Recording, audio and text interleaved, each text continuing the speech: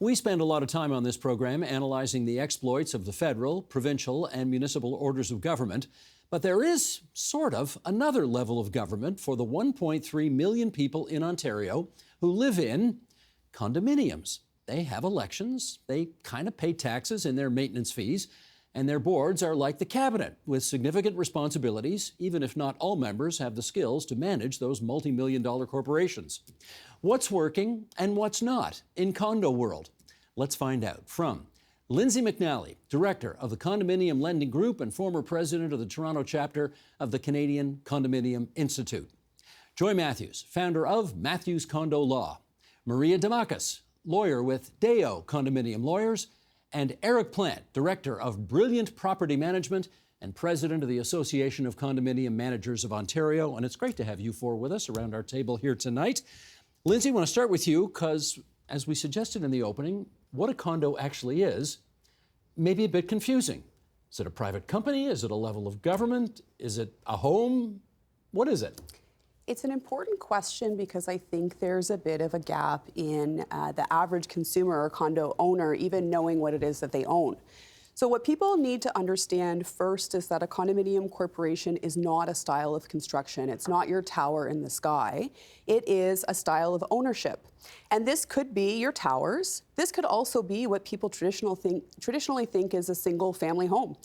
We do have lots of condos, particularly in Ontario, where it's standalone single-family homes that are part of a greater condominium corporation. The condominium corporation is created by way of a declaration, and that declaration sort of details what the condominium corporation is. And there's a number of legislation that impacts the way a condominium corporation operates, and that can be fairly complicated. Eric, do you want to add to that? It can be very complicated. So a condominium is technically a self-governing, non-charitable, not-for-profit with an elected board of directors. I've been at this almost 15 years, and I don't know what I just said. It is 30 years ago, a condo was very much a self-contained building, tower in the sky with 100 units, and a board of directors who could manage it. These days, a condo is much more than that. The scale and size have grown dramatically. These can be multi-million-dollar corporations with purchases of upwards of 10 millions for certain assets that they need to replace. They have many shared facilities. They can contain restaurants, museums. I have one building that is a condo that shares facilities with a hotel, and one of the units is a museum. And it is a Gordian knot to untangle who's responsible for what. So these things have gotten excessively complicated, and the legislation has not. It has not kept up. We have the same legislation from 30 years ago. We'll come back to that later Absolutely. in our discussion. Maria, you live in a condo? I sure do. What do you like about the lifestyle? Well, it's my condo building is an 80-unit building. I love the lifestyle as a single person, doesn't have much to do, don't have much to really canvas throughout in terms of getting outside work done. But my neighbors are great. I'm one of the lucky few that can say that, and I'm sure others in the community can probably enjoy and say they enjoy their condo buildings. But what I like about condo living is the decisions are made for you, whether you like them or you don't. You contribute to the cost of them, but you get to enjoy the benefits of condo living, which are, for the most part, the services, the space, the building, the location. What you've just said sounds a lot like government. It is exactly like government. Do you think of it as another level of government? You do? Absolutely do. And it certainly is another level of government that's just highly ignored. It's not given the attention that it deserves, notwithstanding that it has very similar powers to municipal government. What's the flip side of that? You love certain aspects of condo life, but not everything is wonderful. What don't you like? When you buy into a condo, you have to give up certain freedoms. You're not your own decision maker or the king or queen of your castle. Other people make those decisions on behalf of the collective, not the individual unit owner interest. Sometimes they can come into conflict of one another, but in the end, you have to accept that it's a balancing act for the people that govern. Okay, that's where I get you involved here, because we have seen in regular politics how toxic things can get. How stinky can condo politics get? Well, it does stink quite a bit. Depends on who you talk to as well, too. And just on the theme of what a condo is, most people who buy into a condo have no idea what a condo is. They think it's either a house or an apartment. And it's neither. It's this creature that we've been talking about. That's regulatory. It's got a board of directors that you elect. You got owners in there. You may have tenants in there. So at any one time, you got different disputes happening. And no one really knows who owns what or who's responsible for what, but yet they're pointing fingers at everybody all the time. Well, Eric, here's what's interesting. When I watch Doug Ford and Marit Stiles go at it during question period, and then when it's over, they each go home to different parts of the city. Yep. When a condo board meeting is over, the people who've been yelling at each other for the last hour and a half or 2 hours get on the same elevator and go to their homes. Yeah. How awkward can this get? It's the way I describe it. It's kind of like Kamala Harris living next to Donald Trump, and they both park their car next to JD Vance. It can be very, very contentious. So boards of directors are made up of elected officials from the building, and these people can be absolutely incredible. You know, people with tons of experience that offer a lot to their building and guide it in the right direction. Others are the people that didn't like the lilacs out front because they wanted daisies, and they decided, I'm going to run a multi-million-dollar company as revenge. So you get a mixed bag of people, and that's where a lot of this conflict can come in. They hire companies like mine to manage, but they are the executive decision makers. Because they live in the building, you tend to get a bit more micromanagement because they see and they hear everything. It's a contained community. Lindsay, was he being facetious there when he said sometimes you can get fights between people because they wanted daisies and not lilacs? Absolutely. There's a whole body of case law, which Maria and Joy could talk about for hours, about cases that have gone to the courts where there's been an aesthetic decision that's been made at a condo and people took issue with it.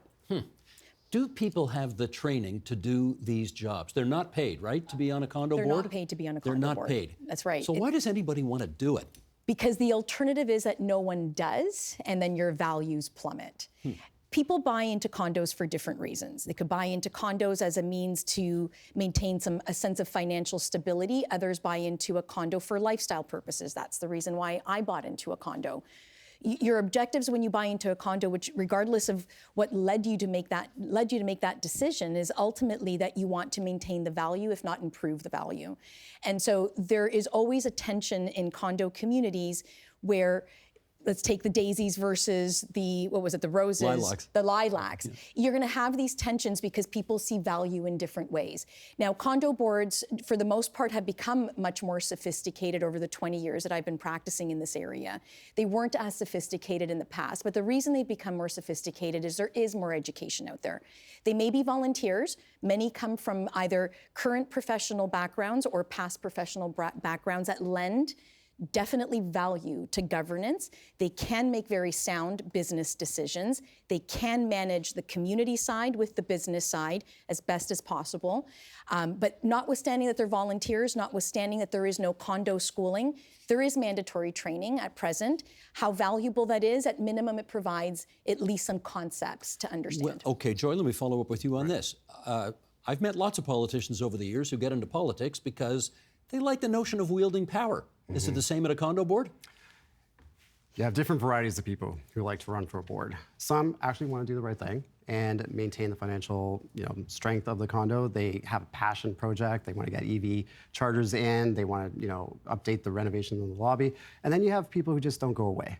And they're the ones sometimes you have to be worried about because there's a natural succession planning that's important for healthy democracy, and it's a self-governing structure. So there's no term limits in condo world? There could be if you pass a bylaw. Oh, okay. Now you got to get the owners to be involved with that process as well too, but it's not unheard of to have certain directors be on the board for not just 5 years, 10 years, 15 years. And at a certain point, if they have full control of that condo, they basically run that place. Let's make the comparisons to governments again. Eric, come on in here. If governments don't collect enough taxes from their citizens, the roads go to pot, the schools go to pot, the list is endless about how things will start to deteriorate. I presume it's the same for condos. If you don't get enough in maintenance fees to keep the place going, the building goes to you-know-what. Two things can happen. Number one, correct, the condo will deteriorate, but there's certain things that you can't let deteriorate. You can't let the elevators break down. People need to get to their homes. So what will happen is if a condo finds itself in a position where there isn't enough money, unlike other levels of government, we can levy what's called a special assessment, or the board can levy a special assessment. Power to tax. And that's essentially a one-time tax of however much you need. And people have to pay it.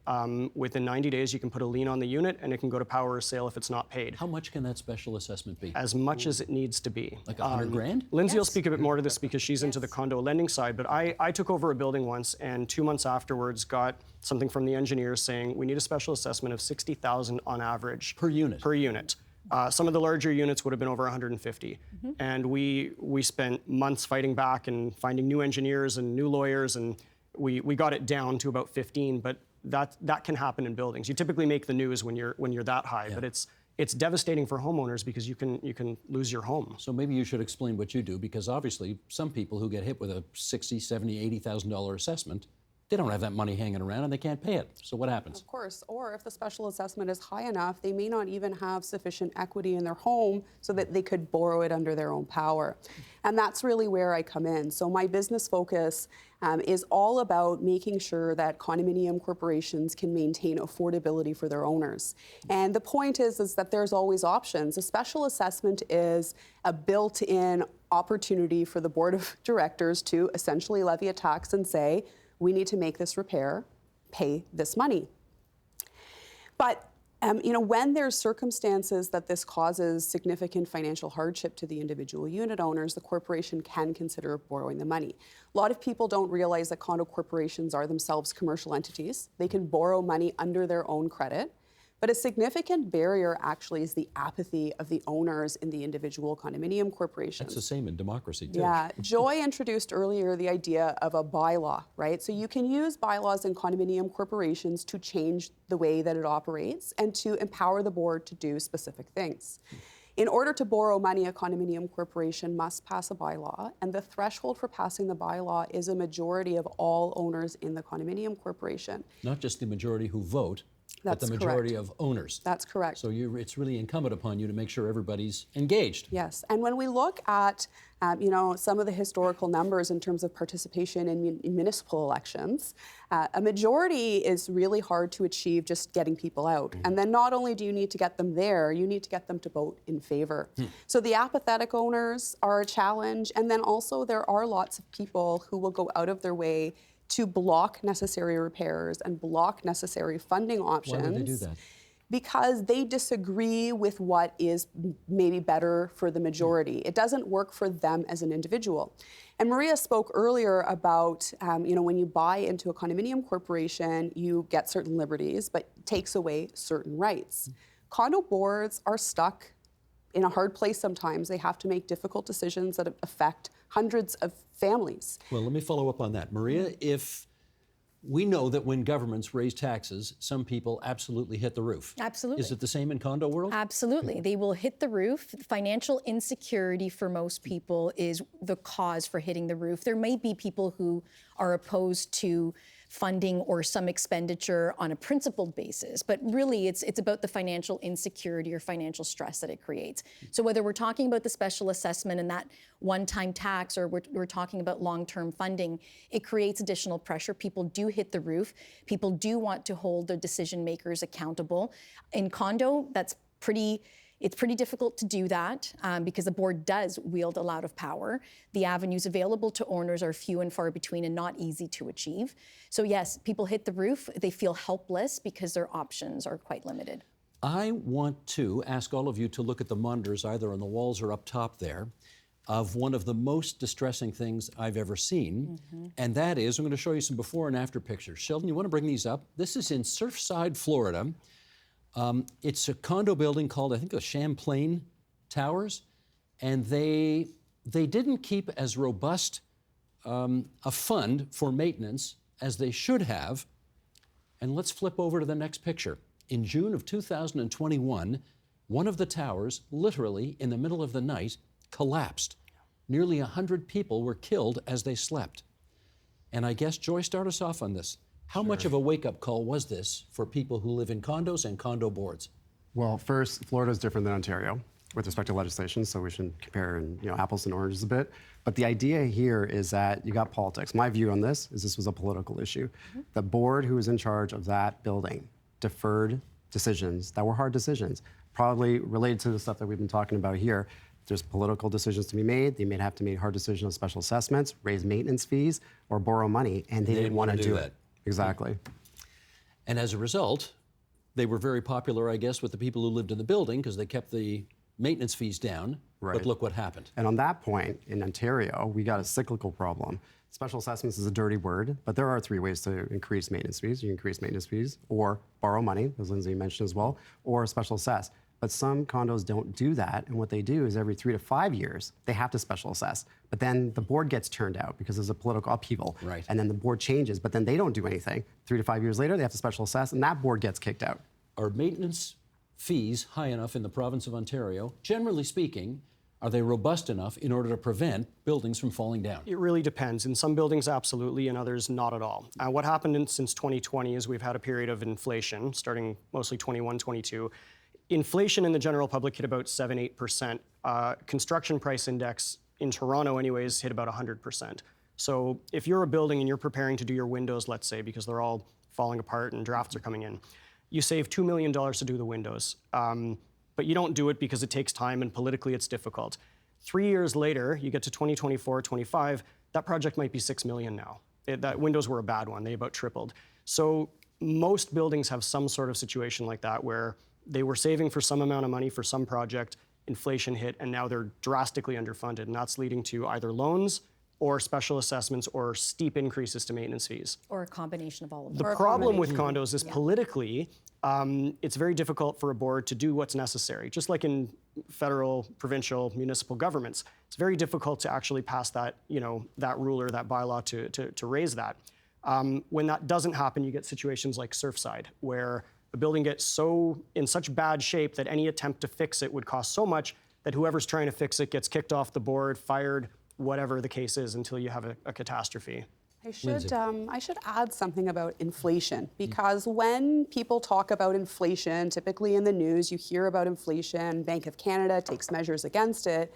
Most of the time you're talking about consumer price index inflation, the cost for a basket of goods. When we talk about inflation in condos, particularly as it relates to capital repairs, it's really construction inflation, which is a totally different measure. So if we look at the StatsCan Residential Construction Price Index, let's start from 2020 when we had the big pandemic, which changed a lot of the financial outlook for our world. From the beginning of 2020 to the end of 2023, inflation in Toronto was 71%, construction inflation, and inflation for Canada overall was about 50%. So when you assume people think consumer price index, we're aiming for 2 to 3%, over that same period of time, people are thinking, oh, my condo fees are going to go up 12%. And that's just not realistic.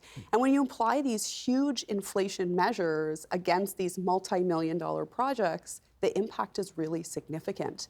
And when we look to the history of inflation, consumer price versus construction price, there's an interesting report by the Canadian Institute of Actuaries that shows us the history between the two as it relates to our capital repairs and condos.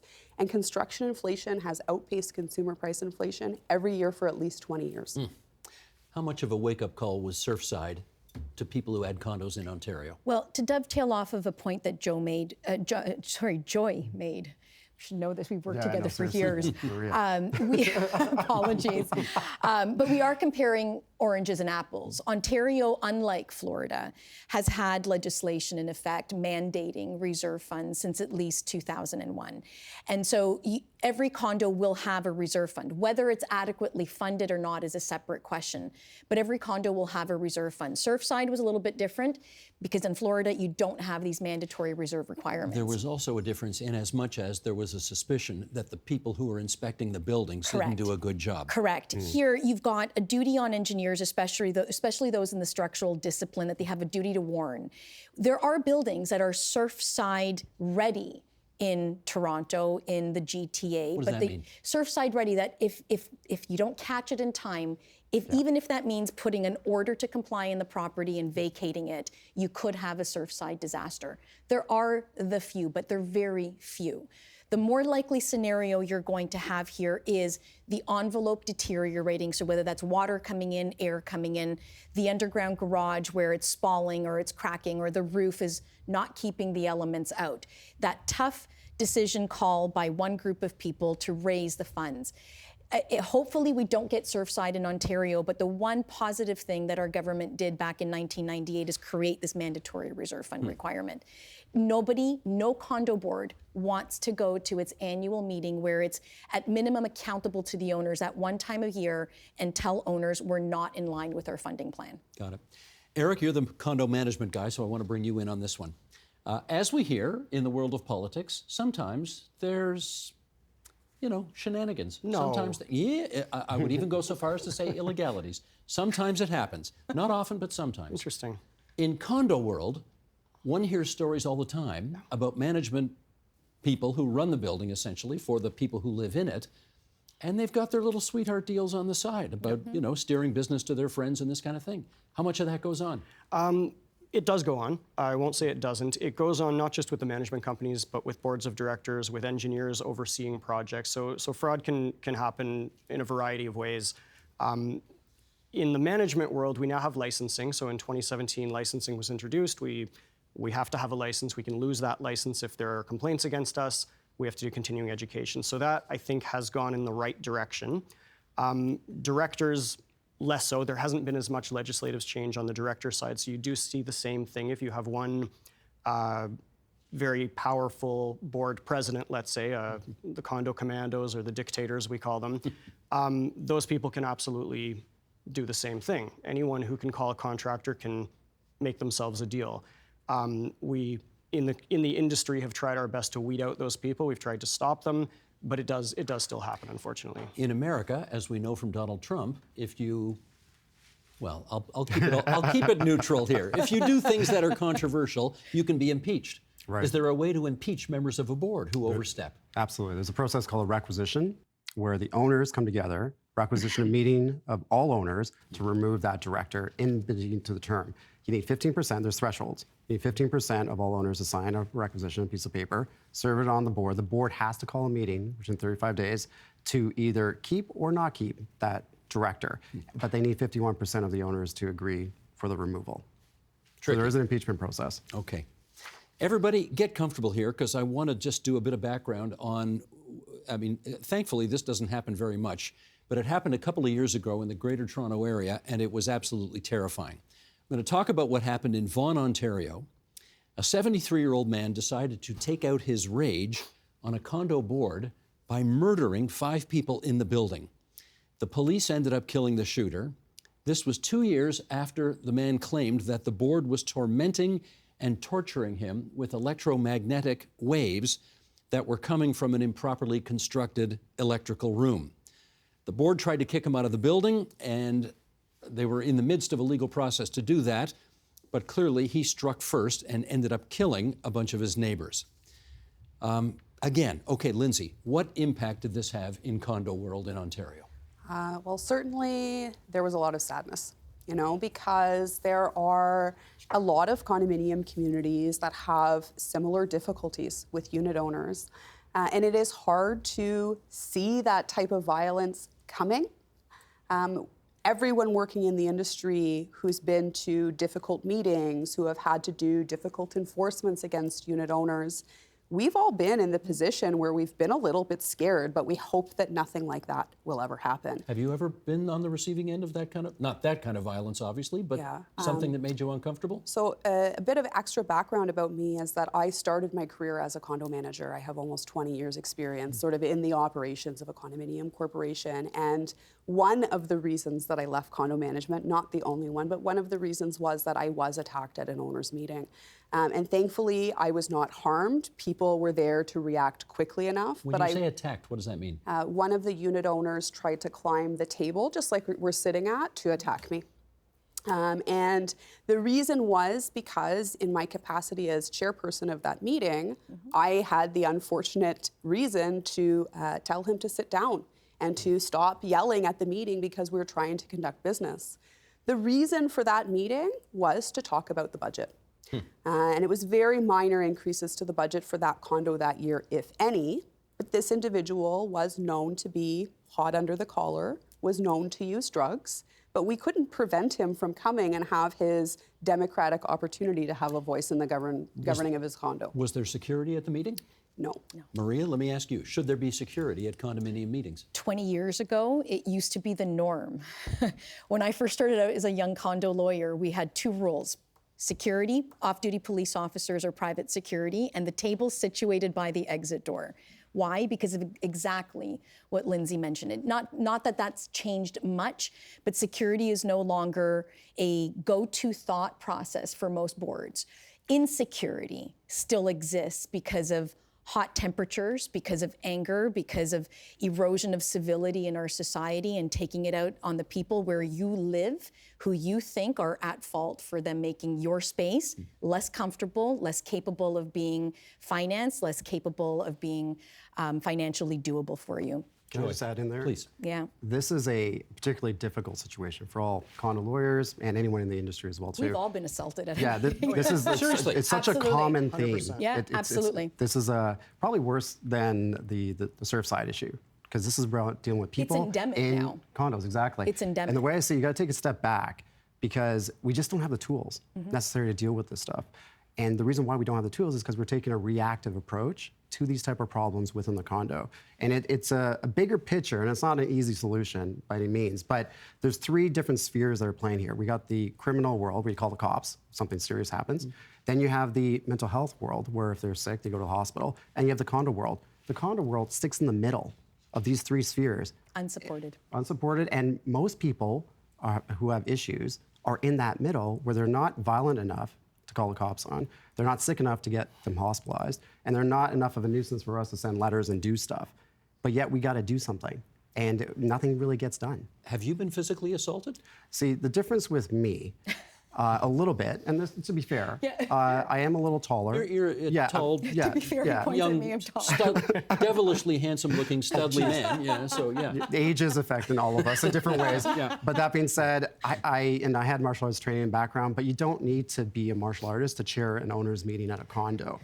That shouldn't be a prerequisite. It shouldn't be a prerequisite. The level of civility is missing. And so when these situations happen, the boards, frankly, who are in charge of stuff, do one of 2 things. They either ignore the problem or they enforce it, and neither really work. Ignoring the problem just becomes a pointing the finger. Board tells management, do something. Management tells a lawyer. Lawyer calls the cops. Cops tell the board.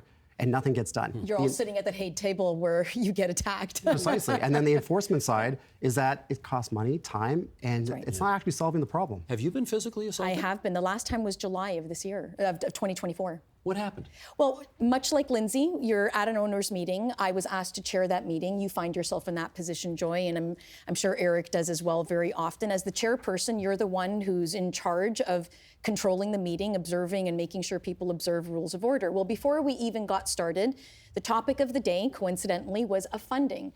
This condo needed $14 million to do some major envelope and underground garage work. Of course, the condo didn't have $14 million. It needed to borrow, and it was putting before that owner group 2 options. Either we tax you your share of that $14 million, or we borrow the $14 million. The announcement in the lead time, or in the lead up to that meeting, was we're going to have the lawyer present, the engineer present to help explain everything. Well, before we got started, somebody said, "Are you the lawyer?" Yes. Great. Before I look over to the side, before I know it, someone grabs my neck, turns me around, and just throws a punch. You are kidding. I am What not did you kidding. do? Well, I punched back eventually. Maria's tough. Yeah. You don't want to punch Maria. No. You don't punch, Well, thank and that you. speaks to the management, too. They have to be tough to stick around this industry. Who would ever take that kind of job environment to work in? Well, I can speak to that if that's okay. We have a manager shortage right now, and one of the reasons is exactly that. this. I've to answer your future question, I've been insulted as well, not in a meeting, but by an owner who trapped me in the little condo office at the site years The more ago. common scenario. That's more common. That's So the more and that common happens daily all the time scenario. as well. Yeah. But we, through various reasons, we have a shortage of managers, and one of the reasons is that. Now, the management career is a great career. It's very interesting. Its pays have gone up because of the shortage, which is also nice. But that is a serious issue. When you have to go and share a meeting in front of a crowd of angry people because maybe not your fault, maybe some previous manager or board of directors hadn't done something right, and you're in a position like that where your building is $10 million behind, it is not an easy thing to face a group of individuals and tell them, hey, you each need to pay $100 grand or take on a loan that you're going to be paying off for years. Very challenging. Did you get hit? No, I had a letter opener near me and I grabbed it and I scared the guy off. But it came this close. Crazy how we have these stories. Oh no, I have more than that one. It's common. It's not uncommon. Put it that way. I must say, I'm a little taken aback. I had no idea it was this bad. There's insecurity in condominiums, but more so for the workers. You can have owner-to-owner, neighbor-to-neighbor conflict, but the reality is the most profound insecurity in condominiums is towards the people that work there. It is the managers, it is the security guards, it could be the janitorial staff. People who work there are the front line and the go-between between the ownership group and the board of directors that makes the decisions. For better or for worse, they're at fault for when things go wrong. They are never, they're never complimented when things go right. But at minimum and on a daily basis, they are people's abusive sounding board. Just a double check on that. With the licensing since 2017, the shortage existed for a lot of reasons. One is your manager is balancing the free market system of a contract where if they don't do what the board wants, they may get fired and the contract goes and they lose their job. On the other side, the CMRAO complaint process, the licensing agency, can have applications levied by anybody against them and then the license is purchased. So the burnout and the stress that managers are going through is incredible in this industry. But add into that the devolution of how people how people can communicate with one another, the lack of communication. It goes back to just that erosion of civility. There are angry people that go home each and every day that take their anger out on those people that they find in their home. Well, in That's which the case, problem. all right, we got less than 5 minutes to go here. Let's pitch some ideas on what you'd do if you were in charge to improve condo life. Go ahead, Lindsay, start us off. Oh, put me in the hot seat. So, I mean, for me, my perspective, what I see every day in my career is that people are really struggling financially in today's economy. And the problems that are going on in reserve funding in condos and funding level in condos in general, they're having a real impact on people.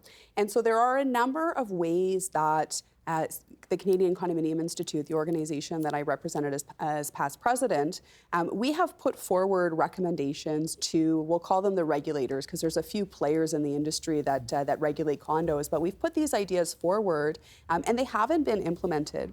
And to be honest, since we've known since at least 2015 that we had funding problems in reserve funds in the province of Ontario. Then in 2020, the Auditor General released a report that said 69% of condominium corporations don't have enough in the reserve funds. Are you looking for taxpayer money to help buttress that? No, in my experience, we talk a lot about fault. We've used that word a few times here. In my experience, most of the time, it's not anyone's fault. Correct. Most people are doing the best they can within the framework of the legislation, what it guides them to do. Right? So if we don't fix what the legislation requires in terms of funding levels, we're never going to get any closer to having the right amount of funding. If some of these regulations were implemented, there would be some short-term pain. There would be a sharp rise in condo fees right away.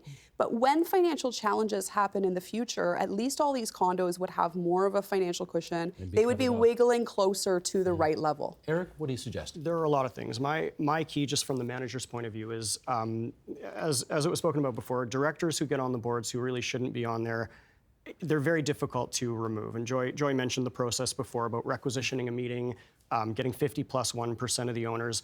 In a lot of buildings, the owners are off-site. In a lot of buildings, the board will do whatever they can to make that process difficult. They won't share information. They won't call the meeting.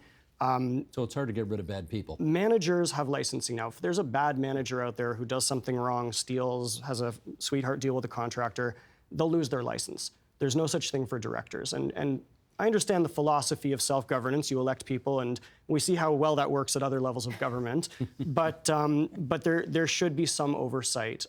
Maybe not a government body that can kick off a director, but one that maybe can lower the threshold for the community to do that themselves in the event of wrongdoing.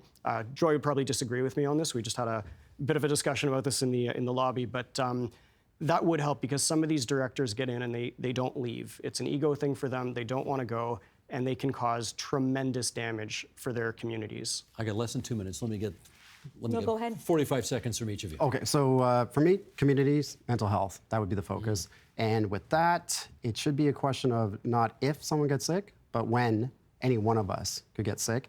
Legislation should be there to protect us. So for example, if a guy's coming to the management office asking for the party room access, but he doesn't have pants on, that's not really a thing you call the cops on necessarily. It may not be, it's a problem. But it's a problem, yeah. So why don't we have, and often when I get these type of calls, the first question I ask, I don't need a lawyer's letter for that. Is there a friend or family can that person call? And there's nothing in the file because it's not a mandatory thing to have a number ready to go in case you lose yourself.